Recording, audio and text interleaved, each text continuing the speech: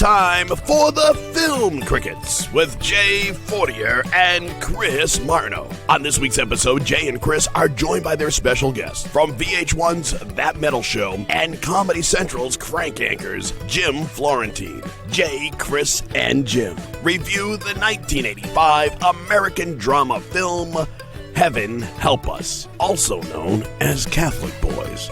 Does it stand the test of time? Let's find out. Your Film Crickets are on now. All right. Hey, friends. My name is Jay Fortier. I'm along with my good friend, Chris Martineau. Hello, Jason. What's happening? How are you? And, not much. Welcome to the Film Crickets.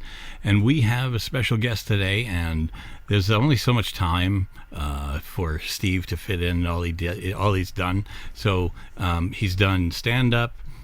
You got you're on Sirius XM, right? Yeah. And then also you have a podcast. So, I mean, like, if there's anything we're missing, let us know. That's fine, yeah. Jim Florentine. Thank you. Nice to meet you guys. Nice to meet you. Thank you for joining us. Yeah, no problem. Wow. You got a lot on your plate, so thank you for making time for us, man. Yeah, it's... well, I mean, look, I show up and I tell jokes at a club. People are like, oh, that must be tough. I used to mow lawns and do roofing and stuff. That's tough. Yeah. I work at 6 days a week and 12 hours a day, freaking raking leaves, doing landscaping and stuff like that. So, yeah. I just talk to the microphone. It's not that tough. Yeah, I did some. I say that all the time. Like, man, teaching, it's rough. I don't know. It's not roofing. I'm not on a roof. It's not June. There aren't bees around me, and it's not 100% humidity. So, yeah, I guess it's okay. Yeah. That's fantastic. Well, I had once done some radio, and a program director said, "You sound too happy." And it's like, because I'm not digging a ditch. Exactly. You know what I mean? Like, yeah, I'm playing music, and I'm talking about it. So yeah, we're gonna do the movie Heaven Help Us from 1985, which I had seen through cable. So, Chris, you're on your own for the debut. This is your debut in this movie, right? You had never heard of it before? Who, me? Yeah. Oh, no. Okay. No, absolutely not. So, long story short, Heaven Help Us was a movie, and listeners to the podcast know that my grandmother, who has passed away, was an avid video pirate. She had 4 VCRs in her home. She would rent videos and then dub them and dub them and dub them. And one of them was Heaven Help Us. And so I remember seeing it in the, those old cases they had, the drawers that you pull out and had the VHS tapes in it. So she had that one, and we watched it. We watched it, and that was like a strong cup of coffee, particularly when you're 11. So I had seen this movie, saw it on video a couple of times, and then have not seen it since, nor heard about it. Haven't seen it on TV. And then suddenly, when Jim came along and said we're going to do Heaven Help Us, I was shocked, because it's just one of those things. I'm like, oh my God, forget it existed. So, and I know why my grandmother liked it, and I know why my family was into it, but I'm going to go with Jim with this. Jim, when was the last time you saw this movie? Except, like, did you watch it prior to coming on with us, or did you seen it before that? Like, what's your deal with this movie? Yeah, no, I saw it probably, 20, I didn't see it in the movie theater, obviously, when it came out, but probably like 20 years ago I saw it, and then I just watched it over during the whole lockdown with my son, who's like, 11. Because I went to Catholic school, so it's really similar to my story growing up. So I really gravitated towards this film when I finally saw it for like 20 years ago. All of my friends, I'm still friends with these guys, like, oh man, we got to watch Heaven Help Us. You got to see that, because it was just like us, just troublemakers in Catholic school causing problems. There were some problems, but I don't know. Whew, man, it's like I said, it's a strong cup of coffee, and I would like to know. I didn't go to Catholic school. My dad did at Mount St. Charles in Rhode Island. So I don't know what your experience, but I'd love to hear about. We don't get into grim details, trying to keep it light, but I can't. The reality of this is a little stunning. Do you think it's like on target? Yeah, from your definitely. experience, it is. It's on target. Absolutely. I mean, I don't know how Catholic schools are now. You probably can't hit the kids, but I probably got hit 10 times in Catholic school. Smacked in the face, pulled by the hair. You know what I mean? Smacked in the head coming by. Absolutely. One teacher put me in a headlock one time. So, and the parents were like, okay. I remember my parents were like, well, you did something wrong. That's why they smacked you. Good. Like, that's how it was. Right. You know, so you see in the movie where they're just attacking the kids, and the parents were okay with it. No parent. You imagine if that happened today, like some, oh my God, some kid, But I remember one time the teacher, the nun goes, "Did everyone do their homework?" It was like fourth grade. I go, "I didn't." She goes, "Why didn't you do your homework?" I go, "Because I didn't feel like it." I don't know why I said that. I was in fourth grade. Oh, Jesus. Yeah. So she goes, "Can you come up here to the desk and tell me that?" So I walk up there. And I go, she goes, "Why?" I go, "Because I didn't feel it." She goes, "You come a little closer." And I go, "Okay," because I didn't feel it. And then, boom, a backhand right in the face. My eyes were all watery and stuff, and the whole class, like I was the first kid to get hit in my grade. And then after that, it was just like that's what they would do. They just smack you, pull your hair, pull you by the ear, and stuff like that. And and then the creepy priest, when I was in high school, I went to Catholic school in high school. And the priest would watch us take showers afterwards in gym class. We would take gym class, and we all had a shower in this big shower. And they would stand there. There was two of them that would stand there and watch us. And I remember one time I didn't even participate because I had like a swollen ankle. He goes, "You still got to get in there." I go, "But I didn't. I just sat in the stands." You got to get in there. Oh boy. Yeah. So then we found out later a bunch. Out of the probably 8 priests that I knew in the 2 different schools, Catholic schools I went to. At least 3 of them got caught doing some shady stuff years later, where they had to transfer. Because all of a sudden, what happens in Catholic school, the Catholic Church, back in the day, this is like, late 70s, 80s and stuff. All of a sudden, the priest is gone.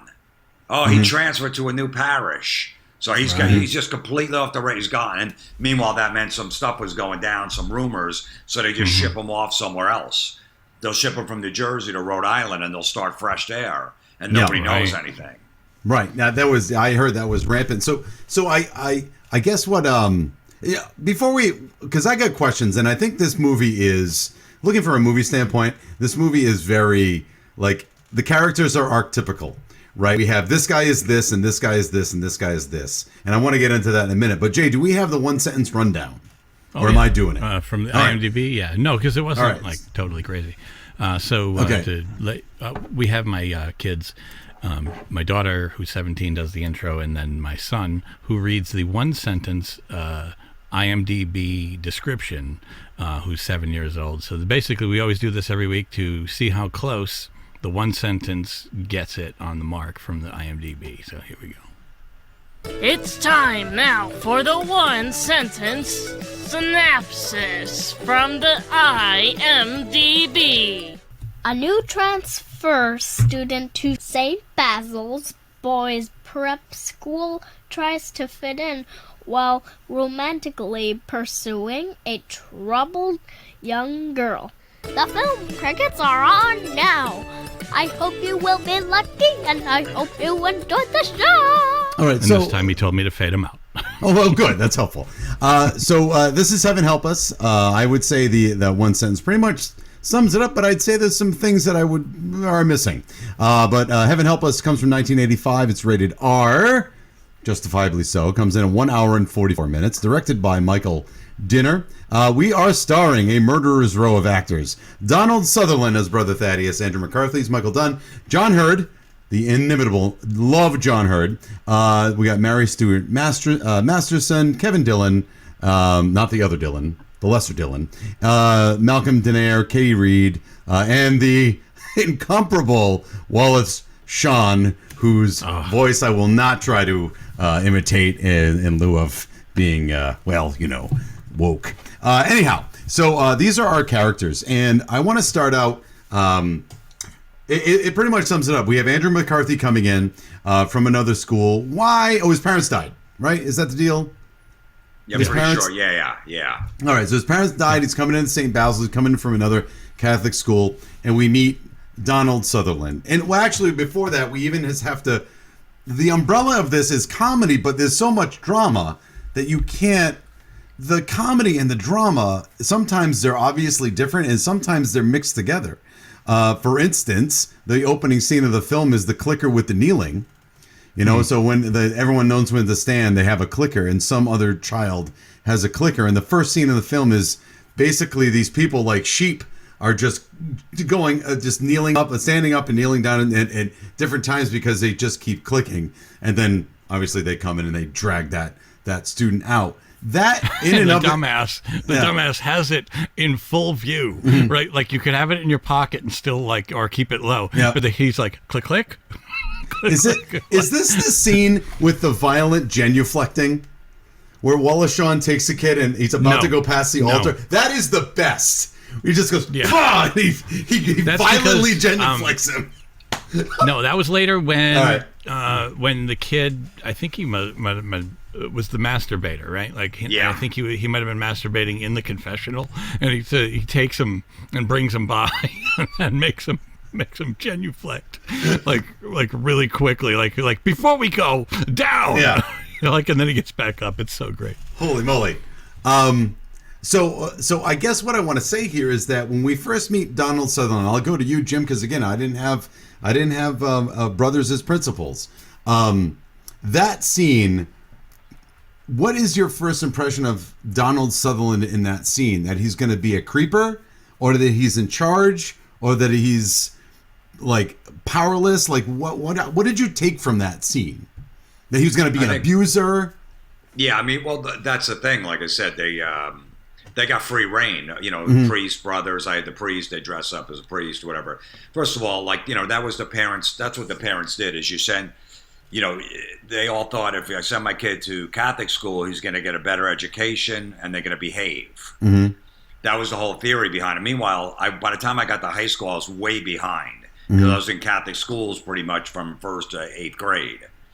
So, you know, but then, so the priests and the nuns, they just, you know, they could do whatever they want. So it's a control thing. And, and, you know, he's just going to be a creep plus also just abusive. And, you know, you got to listen to him and that's it. So it really rung true with me because it's almost like all the parents in my neighborhood would always go, hey, the priest is going to take you guys camping. It's good to be around another adult figure, or go to a baseball game or whatever like that. Go away with him for a weekend on a retreat. And all the boys in the neighborhood would go with the priest. Like, it's good to have another adult man in your life besides your dad. So, you know, it's very believable. When people look at it now, they go, there's no way that stuff happened. It did. Mm-hmm. Oh, I know that it happened. I don't know that people, I mean, I heard stories from my dad when he went there. But I just, like, the way so we have these introductory scenes with this silly genuflecting up and down, which was hysterical, and then we have this almost a who's on first narrative with saying Brother Thaddeus or thank you Brother Thaddeus at the beginning, where he keeps correcting him. He doesn't know how to actually respond. Well, it's very military like. Yeah, it's very military. He's got to get it right. So he's just trying to get respect, which I don't have a problem with correcting a student. You know, look, you're not going to call me, like in my school, I'm a teacher, right? So it's like, I'm Mr. Marno. You're not going to call me Marty. Like, that's not going to happen. You're going to call me Mr. Marno. It's nothing personal, but that's the level that we got. So all that brother is trying to do is establish that. Is that so wrong? I don't know. But then when we go to the first class that Andrew McCarthy's in, and we have the student crawling around on the ground like a pig, and the other one getting slapped in the hands with a leather thing and then across the face, like, where's the line? Like, where does respect start? And where does abuse start? And I think it's pretty obvious from the film. But it also begs the question, I don't know, like, is that crazy? Like, am I way off base there? Or, because I had a hard time dissecting this movie. I liked it, but I had a hard time dissecting what they were trying to tell me. Like, what do you guys think about that? I would, if you don't mind, I would say, like, right there, it sets the tone to make you basically understand how it is, but not, like, you do at least at times get to see that it's not that way throughout. Like, you would feel like shit if it just did that. But you see, what's the guy from Home Alone and Big? John Hurt. You see he's playing gambling games with the kids in the yard, and you actually can tell right away that he is a good person. And not like, you know, an asshole that's going to beat the shit out. And that's when he audits the class. And a little later, he doesn't audit it right away. It's like the second class that we see. Yeah. And then I think they're also setting up the bad guy. You got who are we going to root against? Yeah. You know, so you're going after the two brothers that are abusive. Then you got the one cool brother, who's John Hurd. He's a cool one. And then, of course, they have to throw the love story in because that's how they try to sell a movie, that it's really a love story. Meanwhile, it wasn't. That was just a small semi-plot, like a minor plot of this. But that's how they try to sell it, instead of, hey, these brothers are going to beat the crap out of these kids and they're going to be wild and cause a lot of problems, which, you know, that's I'm sorry. No, I'm glad you brought that up, because it does say a romantic drama, but that didn't have anything. It took a total back seat to the whole thing. Like, what? Why would they bother with that? I think it's funny also to just straight up call it a drama. It's not a drama on its own. Like too much comedy. It's not. Like too much comedy to say that it's a drama. I mean, when you have the me and names on this. Rooney, Kevin Dunn, the lesser Dylan. So when Rooney is up there and he's doing an exchange rate for sins in confessional, that's genius. That's absolute genius. No, that's too many of those. You got to say this. No, listen to me, because he's been through it so many times. He's said so many Hail Marys, which are worthless.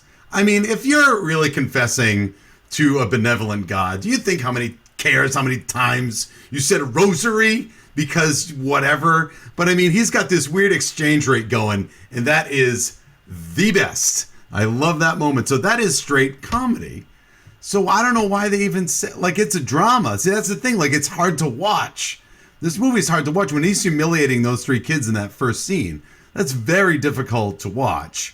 But then when we see Dylan interacting with, hold please, Caesar, and he's trying to make friends with Caesar, even though he keeps calling him the gay slur over and over and over again.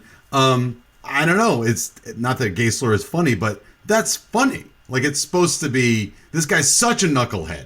He's so clueless socially, even though he's not necessarily evil. He's just like a knucklehead. He's a junior in the 60s. Yeah, he's a troublemaker. You know, he's the kid that's the big troublemaker that starts all the stuff and it gets everybody else in trouble because he's doing that. Mm-hmm. But no, that's a great scene when he's saying, no, say this, say you masturbated twice, you get 2 curses. It's so funny because years later, like 2 years ago, my kid received communion for the first time. And he's like, Dad, what do I say when I go to confession? I go, just tell him you cursed and you were mean to your parents. Mm-hmm. I gave him the same thing. I told my kid, I go, just tell the priest, you cursed twice, you were mean to your mom and dad, and you told a couple of lies. He goes, okay, that's good. And that's what I told him, too.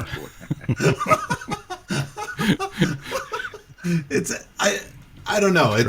That's good stuff. Like what's the other? So Jay, do you want to talk about the pool scene, Jay? Not that I want to talk about it. Like, yay! You mentioned it before. No. Do you want to talk about the pool scene? It's so. It seems out of place. If you watch it today, people would look at that like that's insane. Apparently, it happened like that for years, up until the 80s or close to it. In New York, I guess the reasoning behind it is that they had poor filtration. So I don't know if it was the lint from the bathing suits that they were claiming.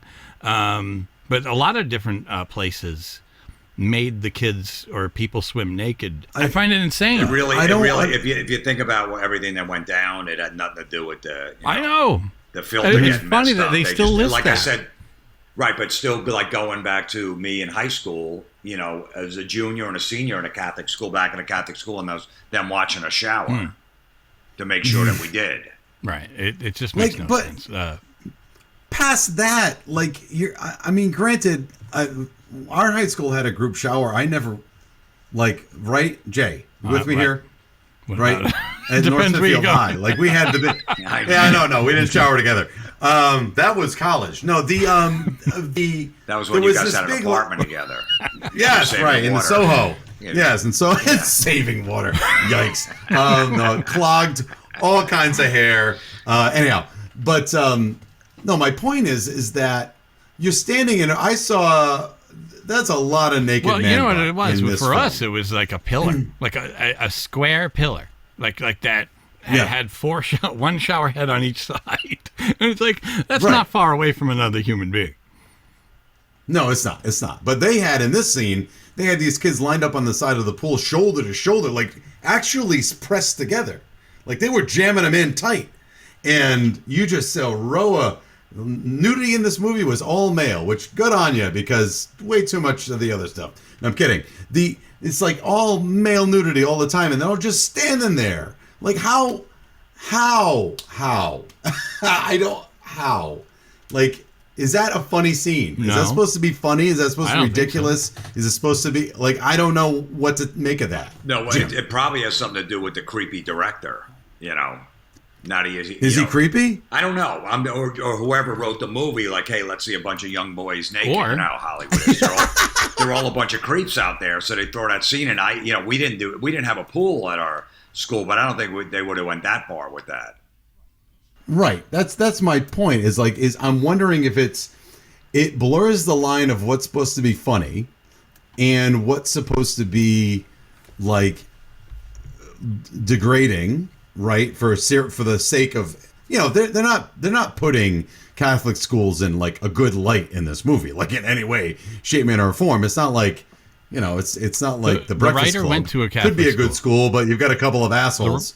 All right, well then. So he was probably just trying to, show it exactly how it was. I mean, the way he wrote it, saying this is happening. Deal with it. Like this is what we had. Right, to go because through. it was based back in what, like the 60s? Yeah, 65, the movie? 66. 65. So that stuff, who knows? That stuff could have, got on my mom went to a Catholic school, so I don't know, probably in the 40s, and she did something wrong or whatever like that, and they made her put a dunce cap on and sit in the corner for like 6 hours. Wow. And just stare at the wall and stuff. So, like, I'm sure that stuff went on with them getting all naked and swimming in the pool and stuff in the 60s. By the time the 70s and 80s came, they go, all right, we can't pull that off anymore. So, Jim, when you said you went to Catholic school and you said that if a nun slapped you, which you said, that the first thing your parents would say is, "What did you do wrong?" Yeah, you deserved it. And that's what I got. I didn't get slapped, but if I got detention or whatever, it wasn't like it wasn't the teacher's fault. It was like I did something wrong. Even if it was the teacher's fault, I did something wrong. And nowadays, being a teacher, it's usually not the kid's fault. Even if they do something wrong, it's somehow my fault or society's fault that the kid did something wrong. Right now. I watched this movie. I've been busy too, and I like to watch these movies for Film Crickets with my wife. But I didn't think we'd have time, so I just kind of watched it basically in 2 parts when I had time. But I like to talk to her about it. And there's this movie she'd never heard of, and it's talking about the brutality that's in the movie. These monks slapping these kids around, and she says, "Did they deserve it?" And I'm like, I don't think so, but it was a different time, but nobody should be hitting anybody, but they, I'm sure they stayed in line, and I just had a real, I'm not condoning, for the record, I am not condoning aggression against students. What I am saying is, it does ask that question, at what point is it too far? And obviously this goes too far, but the question, I guess the lingering question is, of the cast of characters that we focus on, do any of them deserve it? Probably not. Maybe Kevin Dillon deserved a smack in the head or something, light smack, or pull his hair or pull his ear or something, because he was the mastermind and always causing problems, Right. So, but other than that, no, they didn't. And you really see it, that it's... of course. It's almost like being in the military. You got the drill sergeant just screaming at you and just, and hitting you and doing all of that stuff. That's how it was. And that was the thing back in the day. Like, the parents thought if they put you in Catholic school, you're going to have more discipline. You're going to be a better kid than the public school kids. And we were way worse. We were the kids, Kevin Dillon and all them, just causing chaos constantly, just trying to figure out how we could just, get in trouble and do stuff we knew was wrong. Well, you were looking for that 2-week suspension, which is how the movie ends, right? They're all souped because they get the 2-week suspension. Yeah. I'm not condoning, for the record, I'm not condoning any of those actions. I'm just saying, it does ask the question. I am firmly on the side of no. I think that, did the Dillon, whatever Kevin his name Dillon? is, Matt Dillon, Kevin Dillon, sorry. When he went home, did he get smacked around? By his family. I don't know. My parents always took their side. Yeah. The nuns and the priests, when they would hit me, they always took their side. So I'm sure Kevin Dillon's parents took his, the priest and the nun side too when he got in trouble.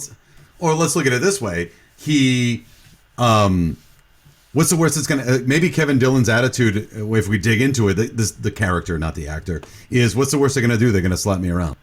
Right. And then also, like, my whole thing was maybe my parents will put me back into public school where all my friends go. If I get in too much trouble here, I'm like, good, hopefully I'll get kicked out, or they'll at some point go, you know what? And that did happen in 7th grade. They finally took me out, and I went for like 4 years to public school. Then I went back to Catholic school. But I think maybe that's Kevin Dillon's motivation there too. I want to go hang out with my friends. And the corny kids went to corny kids were usually the ones that went to the Catholic school, not the troublemakers. Like that's what they so they thought. So Kevin Dillon wants to go hang with his public school friends. But what's interesting, and I just kind of thinking of it now, is that Caesar, who's the nerdy Harvard-bound, like uber intellectual, kind of annoying, but you kind of get used to him after a while. He's afraid of he'll do anything to not get hit, right? Whereas, so he's giving the monks, he's giving the brothers all their power. Whereas Kevin Dillon's like, go ahead, slap me around. Like, okay, you hit me, so what? Like, it doesn't matter. Like, I don't need a laminated card. Right. I know you're going to hit me, just hit me, and I'm going to do whatever, and it's not going to stop me. So go ahead. You're not going to kill me, hopefully. You know what I mean? Like, so it's interesting. I just kind of thought of that dynamic, and that one of them is so afraid he's giving them all their power, and Kevin's he's going to do whatever. He doesn't care. He's going to do whatever. It doesn't stop him. Maybe it's to react to the more bad he is, the less power they have, because what's the worst they can do?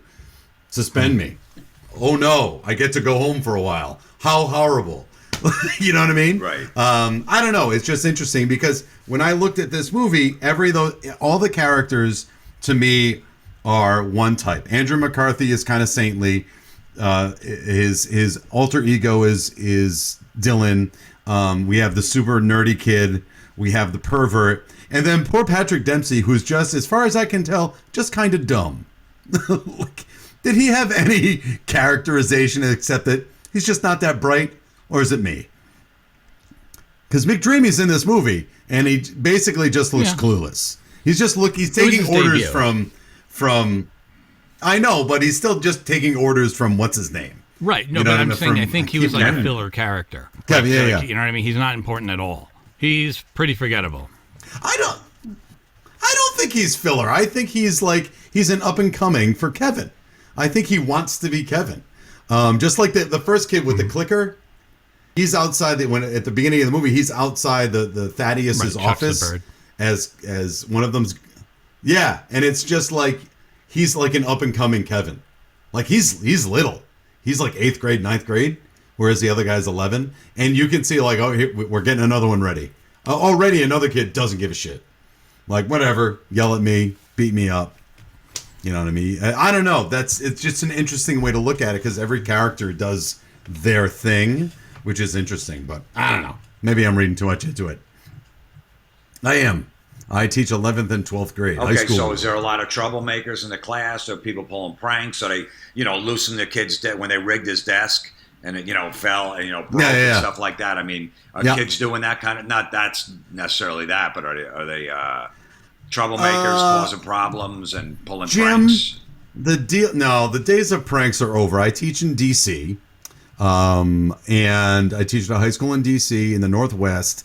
The troublemakers are big. In this day and age, they couldn't care enough to be troublemakers.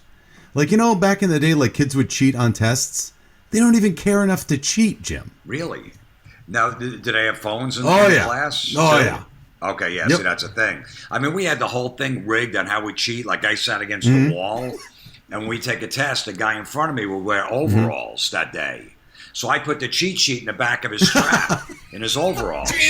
So I'd be behind him getting all the answers. And then if the teacher started walking around, he would go like this and lean up against the wall so she couldn't see the paper in the back of his overall. And then the guy next to me would look at my paper over here, and then he would send it around the room. We had a whole system.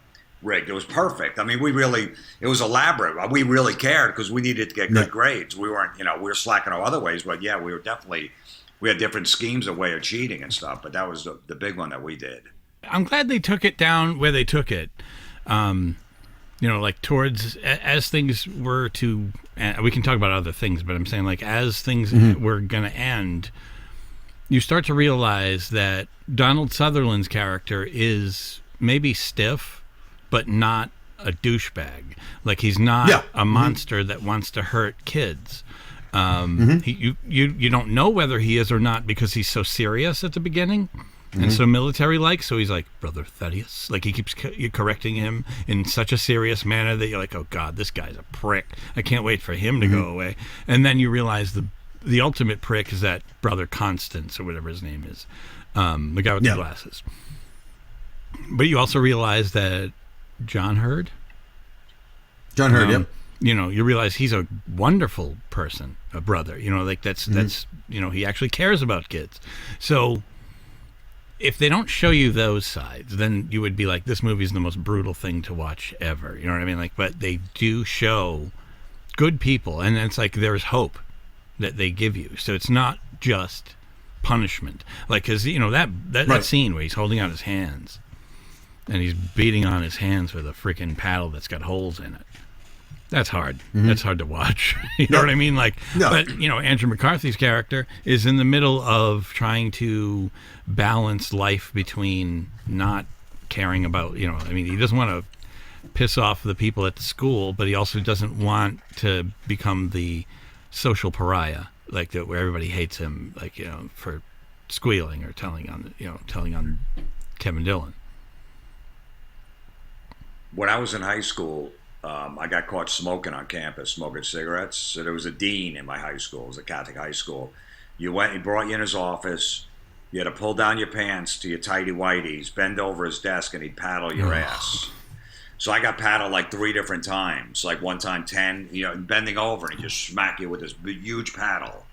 And that was in high school. That was like 83, 84, around then was happening. So this movie comes out in 85. All that stuff was definitely going on. Now, now obviously you can talk about this at this moment, but like when I talked about it when it happened. I thought it was funny. I'm like, it felt pretty good. I'm like, let me go back and get in trouble.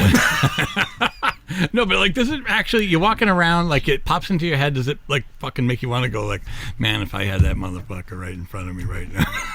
Nah, because I was, they shouldn't have done it that way, but it didn't bother me really. I mean, it's not like, my ass was hurting for a while, it was stinging and stuff, but it's just that was the rules they had. But I showed my kid, my kid goes to public school, he's only in 5th grade, but he's like, wow, they did this stuff? I'm like, yeah, pretty much. Yeah, they would hit you with a ruler and stuff like that. You'd have to hand out all of that stuff. So because I was mad watching it. Like, you know what I mean? Like I'm watching it on the screen going, man, like I would hold on to that. Like, maybe meet him like 10 years later, like I'm not even violent, but I'm just saying like that's what it's going on in my head though. Isn't it? Well, that happened in that one movie that came out in the 80s. I forget the one with Brad Pitt and all the kids, and they went. Oh, it was a 90s movie. It was Jesus. Not Toy Soldiers. Nope. But that was a true story too. Kevin Bacon was the evil guy. Yeah, Kevin Bacon, Brad Pitt, and a couple other guys were in it. It's I guess Robert De Niro playing was a priest, in it too. I forget. And the ultimate part of that, not that we have to go down that road for that big, but the ultimate part about that is that he lied. The priest lied, saying I was with them because he didn't want the kids to go to jail for murdering the evil guy, which was pretty fucking awesome. What's the name of this film so I can kind of avoid it? All right. Damn. I just want to interject, Jay, that I'm so glad you brought that up, because that was the reason I brought up Thaddeus at the beginning, because you don't know which way he's going to go. And we don't know what kind of monk he is. Is he John Hurd, or is he Clarence, whatever his name was? Sleepers, yeah. Yep. Well, look, that was the mentality back then, even with the parents, is to hit your kids. Yep. Obviously, it isn't now, but that was what the parents did. So obviously, they're not going to have a problem with the teachers doing it. Right. You know, of course. So I highly doubt it happens in Catholic schools now where these kids are getting hit. The Catholic schools there's maybe half of them are just, I don't know what the word, citizens. Like the teachers are just people. Yeah, but no, I know. Yeah. Because that was the whole thing. Like the priest is teaching me freshman math. It's like, what does he know? When's the last time you did the quadratic formula? Shut your mouth. And it's like, yeah. So, like I said, I was way behind. By the time I got to public school, in 9th and 10th grade, I was way behind. They use Eucharists as tallies. Like they have 30 Eucharists plus another 30. Wow. Just count them. 30 students are in the room, and 20 of them get beaten. How many students have not been beaten? Yeah, exactly. 30 minus 10 equals. Jesus God. So the I was going to go to a darker place with that, but we'll leave it alone. You can if you want to. How they can add up, how the priest can add up. Oh, all right. Yeah. You know what? Leaving it that way, it's fine. That's funnier. Yeah, exactly. Okay. So I think the breath of fresh air in the movie that we see these kids go through so much, warranted or unwarranted, I think they're just being kids. My point of this with Thaddeus is that we get that moment when he's Brother Thaddeus. He's the Clarence or whatever his name is has beaten up the row of boys at the end of the movie, and basically because the head of St. Basil has been removed from the statue and you bring it to the auditorium, which is a stupid idea. But they didn't care. That's the ultimate. Yeah, I know. And then Thaddeus is sitting in his chair trying to figure out what to do with them, and his first thing out of his mouth is, "I always hated that statue." So you're like, okay, he is normal. He is just older John Hurd. He's, the kids aren't going to get all scot-free, and they shouldn't, because they did something wrong. But this other guy can't stay. Real quick. Anyway, go ahead, Jay. You do get a hint of what a person he is at dinner. When they're discussing what to do with Mary Stuart Masterson, how she is at her store or restaurant or whatever, diner, and getting in the way of the brothers busting the kids by locking the door and pulling the shades. They're discussing, and then I think Brother Constance or whatever I think his name is, when he says, well, if I was in charge, if I was headmaster, he goes, if you were headmaster, everyone would be in jail, or something like that. So you realize that he is, you know what I mean? Like, he's got a better level head on him than the prick. It's like a hint of what's to come, and then finally it gets fully revealed, at the end. But go ahead. Right. I would say also, Jim, when you were in high school, were you allowed to run a diner by yourself with a room full of people? Just her character there, she has way too much responsibility for being basically of high school age. The only one taking the orders, making the drinks, making the food, serving people. What the hell is going on? Jim, you had that job, right? Yeah, no, we didn't. One of the times I got paddled on my ass is because I left the campus during lunch. Because you weren't allowed to leave the campus. I went to my car to go just hang out in my car. I was listening to music. Just sitting in the parking lot, and the dean, who was basically the principal, found me, and then I got in trouble for that. So, no, you weren't allowed to leave. Obviously not. No, there's no way. Leave and then smoke and then whatever, all manner of thing. I don't know. Well, I think because she was with her dad was there. He was out of it, but I think because he was living there, and this is the '60s, where they weren't overly policing everything, meaning being like helicopter parents or how everybody's in each other's business now. Like they could sit there and go, I didn't like the way that person looked at their own child. I'm going to report them. That didn't happen back in the day. So it was probably a more believable thing that she's running a diner by herself because dad's in the back room. And maybe they just weren't bothering to pay attention until but if you look at that, they did a great job at showing how much power the religious people had, because as soon as they made the phone call and they came and got her and took her away, they were also standing there on the street watching it happen. The two brothers, like, just standing there, just making sure that she got taken. They're just being magnanimous because they just want to be. Like, these are people that just want to be, like, they can't wait to be in a position to be judgy. Mm-hmm. And the fact that they can do it with religion as their guard is fine, but they just want to be judgy. And that's what makes them horrible people. Yeah. You know what I mean? Like, that's the point. Like, that's why some religious people rug me the wrong way, because you're just using that as an excuse to be judgy. Why don't you shut your mouth and mind your business? But, again, it's a different situation with the school, but I don't know. But judging, and also, especially in the Catholic religion, is guilt. You have to, they want to make you always feel guilty if you're not completely perfect, and it weighs on you. It really messes with you as a kid. Mm-hmm. You know that you're doing all this stuff wrong, this and that, and then every little thing. Like, all right, they're going to the luncheonettes. What's the big deal? It gets raided, and they're getting in trouble. It's all about guilt. I feel guilty. I can't do that again. It's like, well, Jim, you started the show with the idea of your son for confession. Like, you have to feel guilty about something before you go in that room.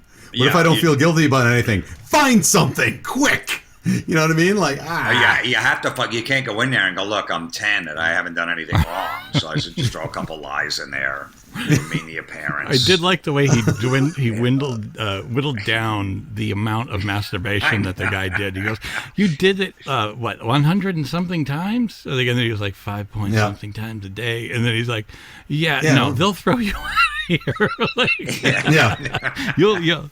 Well, it's good to see. Arrested. It's good to see the math. The math lessons are working in that school. Jay, you can do the division. So funny. 168 divided by this equals. Oh, it's 6.2 times. And then I also like his direction of, okay, now they're going to make you give back what you took. So say it's something like food. Right? Mm-hmm. Like, yeah. So you know what I mean? Like something you can't give back, which was it was so funny. Yeah. Mm-hmm. What do you want to get to the final judgment? I think so. I think we covered it. It's time now for final judgment. Are you ready to rubber stamp this bitch? Here's the final judgment. We talk about how well it holds up today. It's rubber stamped. You can't change it. No, it doesn't. But no, we just it doesn't matter if you liked it or not. We got to see how well it holds up as far as today's standards.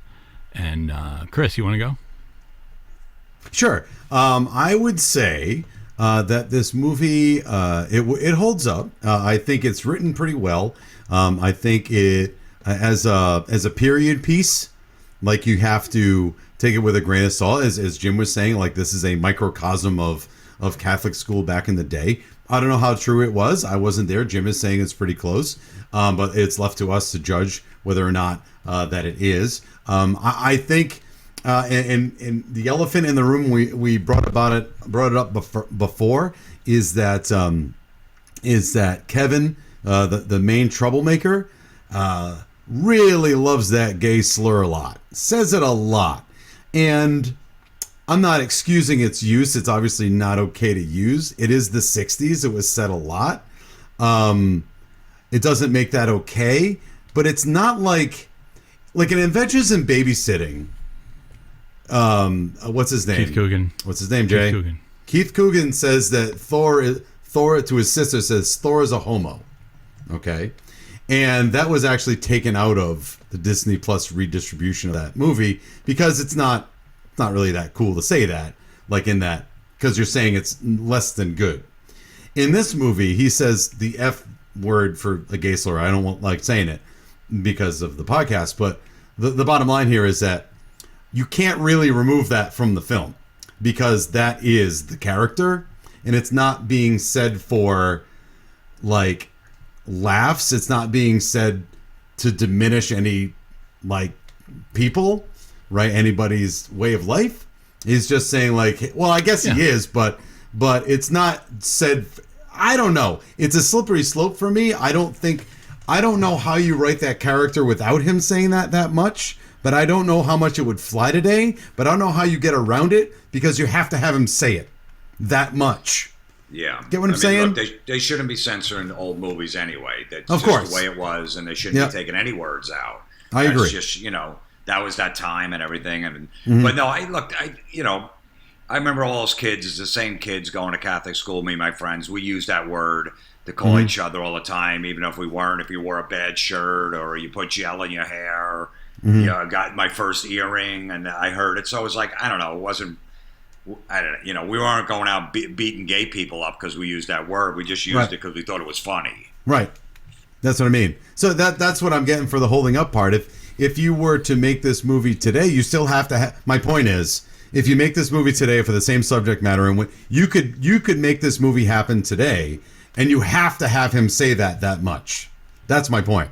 Yeah. Like, you can't get around it. Like, you can't be woke about it, because that's what was the thing, and it actually contributes to the knuckleheadedness of the character. So absolutely, it's got to stay in. That's my point. Yeah, I just don't know how you get around it. Yeah. Right. A troublemaker and a kid just causing problems is going to use that word. So it's like when Tarantino used the N-word in his movies for his characters. Sure. Mm-hmm. You know, it's the same thing. But it's like, getting back to the whole woke thing, how many people would be offended if someone said that word in a movie that came out tomorrow? Two people that wouldn't even go see that movie. So it's, you know, the media just I'm in the stand-up comedy clubs all the time, and I'm not saying that word on stage, but nobody is walking out. Nobody's offended. I do a lot of edgy stuff, so all the other comics too, pushing the envelope constantly. It's really not going on. It's just the media putting it out there that 3 bots on Twitter start a thread. Oh, I know. I'm not saying I'm in your corner on that one, Jim. I understand. No, and you know, I feel for you as a teacher. You got to be so proper and be careful what you say these days. I'm like, man, your job's on the line every minute. You're like, oh man, I don't. Can I even make this move? Can I say this to a student? And you're getting and you don't know if you're being recorded all the time. Well, that too. Yeah. That's the thing. So I just try to keep, you know, the way I'm talking, you know, whatever. But anyway, so Jim, what do you think though? I think the movie stands the test of time. I like it a lot. I think a lot of 80s movies don't. I've been watching a lot of them recently, you know, in the last couple of years, catching up because I was always working. I saw Back to the Future for the first time about a year ago. I never saw it back in the 80s. Oh, my God. Okay. Yeah. Wow. All right. That's awesome. What'd you think? I thought it was okay. Okay. I didn't think it was amazing, but I didn't see it back in the day, so maybe that's why. It was good. I didn't think it was unbelievable. Like, oh my God, this is unbelievable. A movie that I recently saw, even though it didn't come out in the 80s, is Forrest Gump. But to me, that still stands. Like, that didn't miss a beat. I didn't go, this is kind of dated. It doesn't. I loved it. I haven't seen it in years. But a lot of those movies to me in the 80s just don't really cut it for me. I don't know. I mean, About Last Night is one of my favorite movies. That still stands the test of time. I love that movie. Jim Belushi's role in About Last Night is one of the funniest sidekicks, just making fun of Rob Lowe and all that. That one I've never seen in full. I've only seen like bits and pieces. Oh, it's great. It's great. Plus Demi Moore's naked. Yeah, no, like I said, I've seen bits and pieces. Yeah. Well, then, those are the bits and pieces you watched. Yeah, you watched them on MrSkin.com. You watched it on. But bits and pieces. Good song too by John Waite as the lead song on that. If anybody had a heart. Right.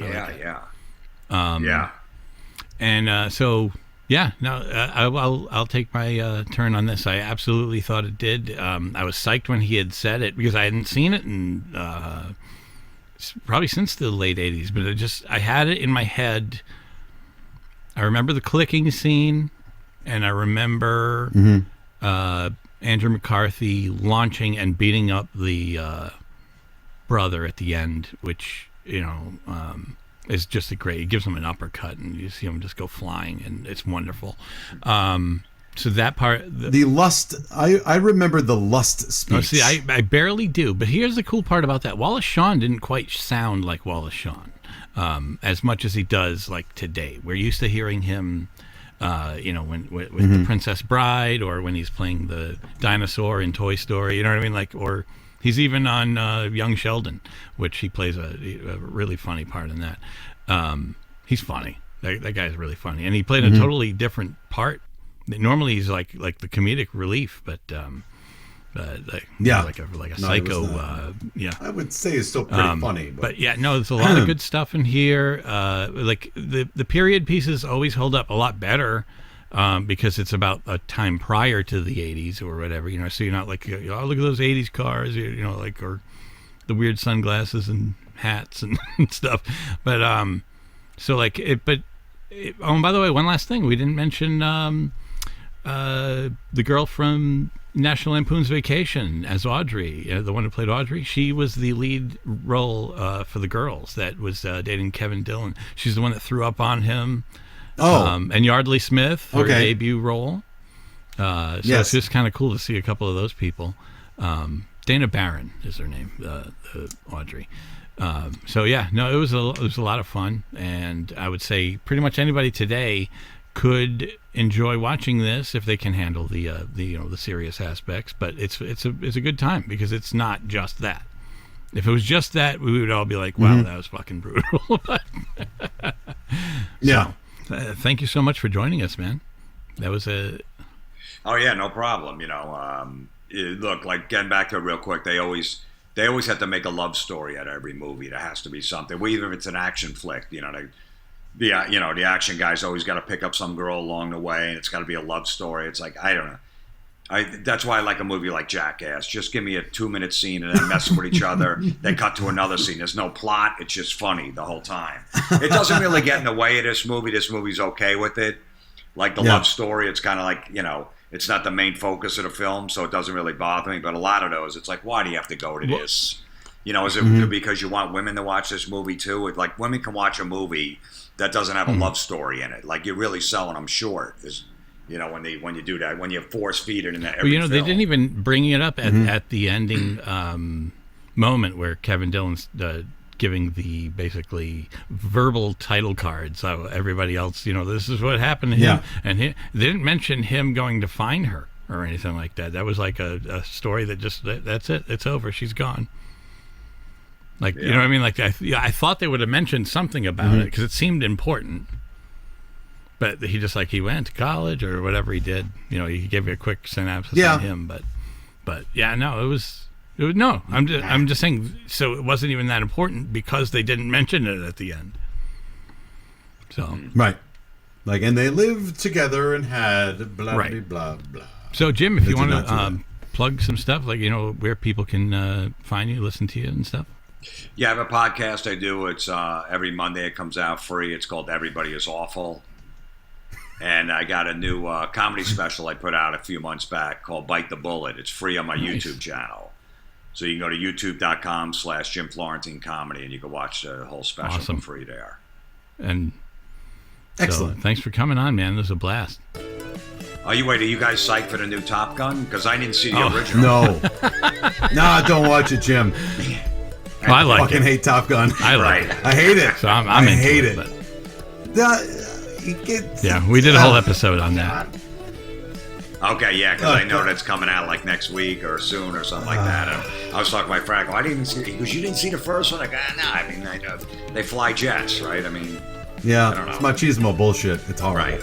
I don't like it. Jay likes it. I hate it. I'm like the only person. So whatever. Yeah. Blah. Blah. I hope there's more oiled up guys playing volleyball in this new one. That'd be great. So next week we're going to watch the movie Spotlight. No, I'm just kidding. Yeah. There's